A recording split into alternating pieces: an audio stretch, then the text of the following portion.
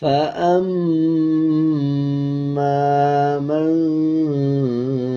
ثَقُلَتْ مَوَازِينُهُ فَأَمَّا مَنْ ثَقُلَتْ، اس میں دیکھیں میم کے اوپر شد ہے، جیسے پچھلی آیات میں سیکھا کہ شد کا مطلب ہوتا ہے پچھلے الفاظ کے ساتھ ملا کے پڑھنا، اور جس الفاظ کے اوپر شد آ جائے اس الفاظ کو مضبوطی کے ساتھ ادا کرنا۔ اسی طرح اگر نون اور میم کے اوپر شد آ رہا ہو تب غنہ کیا جاتا ہے اور غننے کی آواز کو ناک سے نکالا جائے گا۔ اسی طرح اب میم کے اوپر شد ہے تو غنہ کیا جائے گا فَأَمَّا،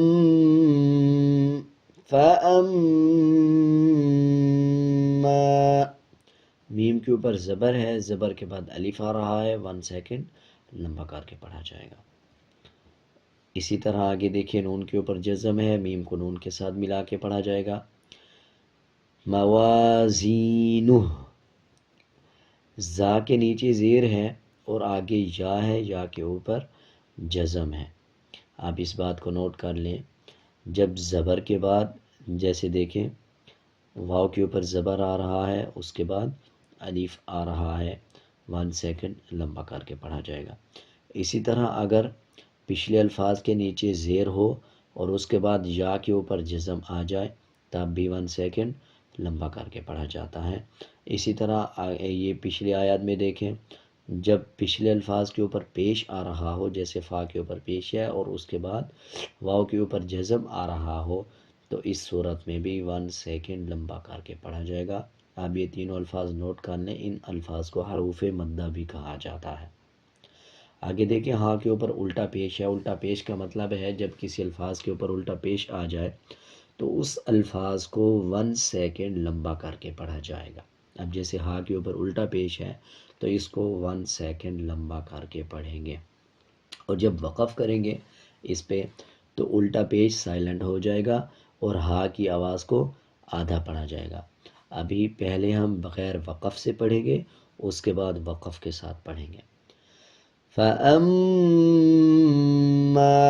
مَنْ ثَقُلَتْ مَوَازِينُهُ،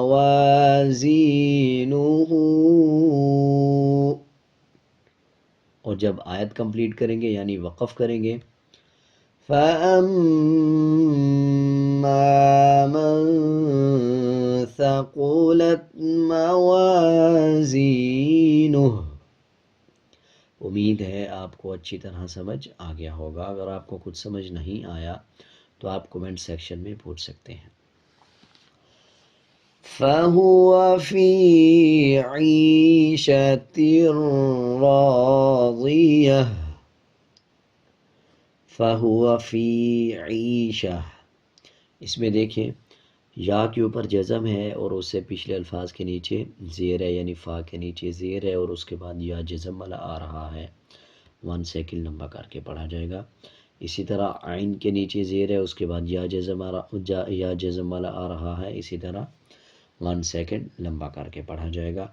آگے دیکھیں تا کے نیچے 2 زیر ہیں، را کے اوپر شد ہے، تو شد کا مطلب ہوتا ہے کہ جب کسی الفاظ کے اوپر شد آ جائے اس کو پچھلے الفاظ کے ساتھ ملا کے پڑھا جائے گا۔ تو اسی طرح تا کے جو 2 زیر ہے ان کو اس را کے ساتھ ملا کے پڑھا جائے گا، اور را کے اوپر زبر ہے، را کو پر پڑھیں گے۔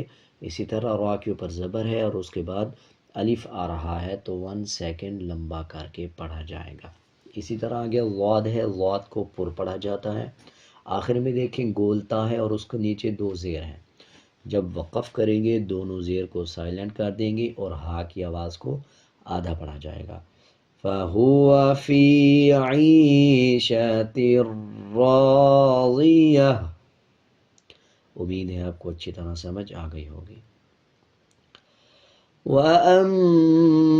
وَأَمَّا مَنْ خَفَّتْ مَوَازِينُهُ، وَأَمَّا مَنْ خَفَّتْ، میم کے اوپر شد ہے، غنہ کریں گے اور زبر کے بعد الف ہے، 1 سیکنڈ لمبا کر کے پڑھا جائے گا۔ اسی طرح نون کے اوپر جزم ہے، میم کے ساتھ ملا کے پڑھیں گے۔ آگے دیکھیں فا کے اوپر شد ہے، اور شد کا جیسے ہم پچھلے آیات میں سیکھتے آ رہے ہیں کہ شد کے 3 مطلب ہیں۔ پچھلے الفاظ کے ساتھ ملا کے پڑھنا، نون میم کے اوپر شد ہے تو غنہ کرنا، اور اسی طرح جس الفاظ کے اوپر شد آ رہا ہو اس الفاظ کو مضبوطی کے ساتھ ادا کرنا، یعنی اب فا کے اوپر شد ہے تو مضبوطی کے ساتھ ادا کیا جائے گا۔ وَأَمَّا مَنْ خَفَّتْ، فا کے اوپر مضبوطی کے ساتھ ادا کریں گے، فا کے اوپر مضبوطی دینی ہے، خفت موازینہ، ہا پہ جب وقف کریں گے تو الٹا پیش کو سائلنٹ کر دیں گے اور ہا کی آواز کو آدھا پڑھا جائے گا۔ وَأَمَّا مَنْ خَفَّتْ مَوَازِينُهُ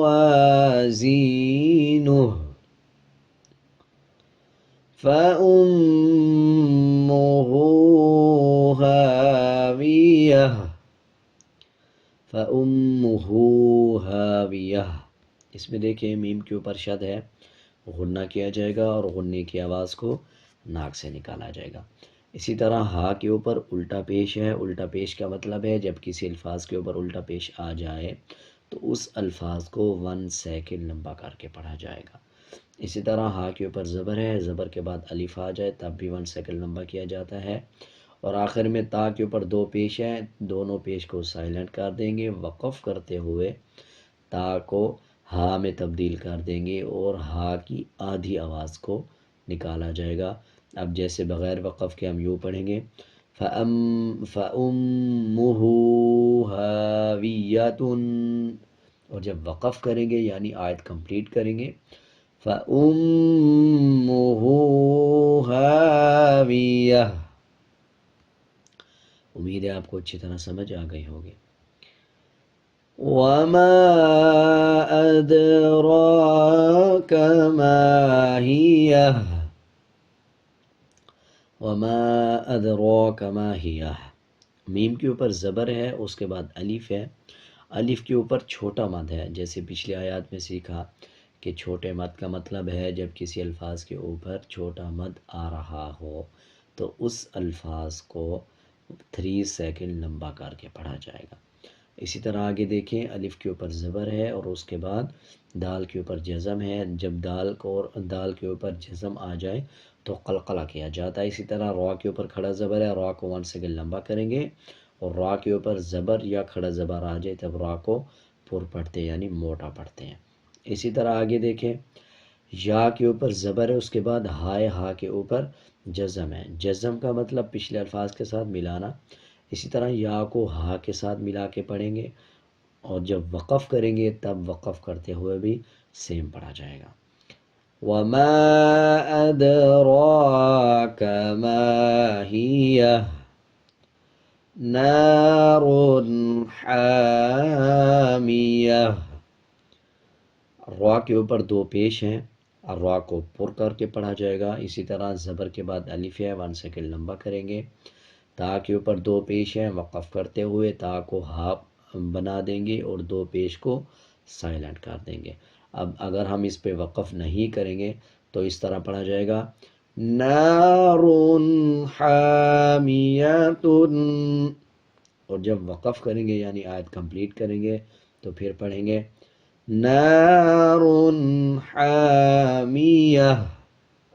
امید ہے آپ کو اچھی طرح ساری صورت سمجھ آ گئی ہوگی۔ اگر آپ کو کچھ سمجھ نہیں آیا تو آپ کمنٹ سیکشن میں پوچھ سکتے ہیں۔